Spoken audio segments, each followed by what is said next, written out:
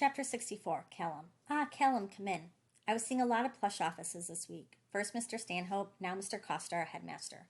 It was only the second time I'd been in Mr. Costa's office.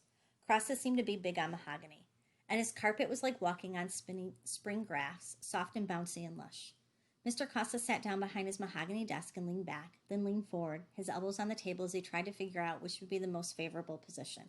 His chair was more like a throne than otherwise, making the headmaster seem even more imposing.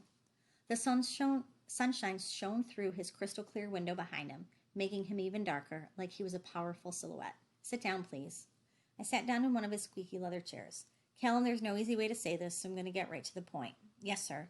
Until the matter regarding your father is satisfactorily resolved, the alarm bells now pealing in my head were deafening. The governors and I have decided that it would serve everyone's best interest if you were suspended for a while. So that was that. I was out. I'm not guilty and my father's proven innocent. Is that the way it works? Callum, I do hope you're going to be reasonable about this. Should I empty my locker now, or will the end of the day be soon enough?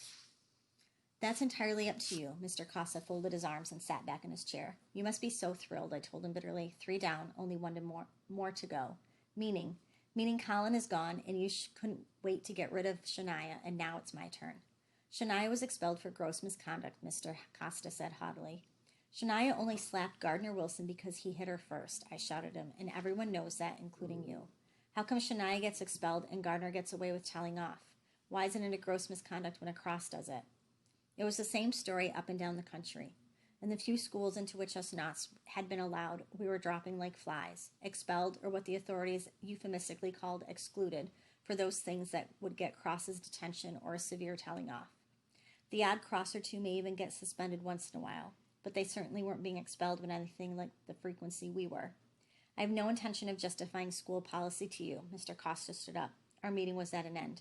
We'll be happy to review your situation once the dust settles from all this.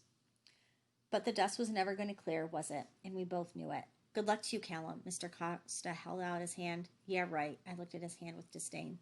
Good luck to me, as long as it was somewhere else. The farther away, the better. As far as Mr. Costa was concerned, I had already gone. I stood up and marched out of the room. I wanted to slam the door shut behind me, bring it off its hinges, but I wasn't going to give him the satisfaction of saying, see, I was right about him, behaved just as I thought he would. And then I thought better of it. I turned my back and slammed the door as hard as I could. I only just got my fingers out of the way in time, but it was worth it. It was a futile gesture, but it made me feel good. I strode down the corridor. Mr. Costa came thundering out of his room. Callum, come here. I carried on walking. I said come back here, Mr. Costa called after me furiously. I smiled and carried on walking. I wasn't part of his school anymore. I didn't have to do what he said. I wasn't part of the whole Crossway of life. Why should I do what any of them said?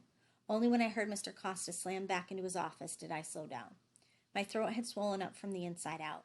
I was being gutted like a fish wriggling for its life on a slab.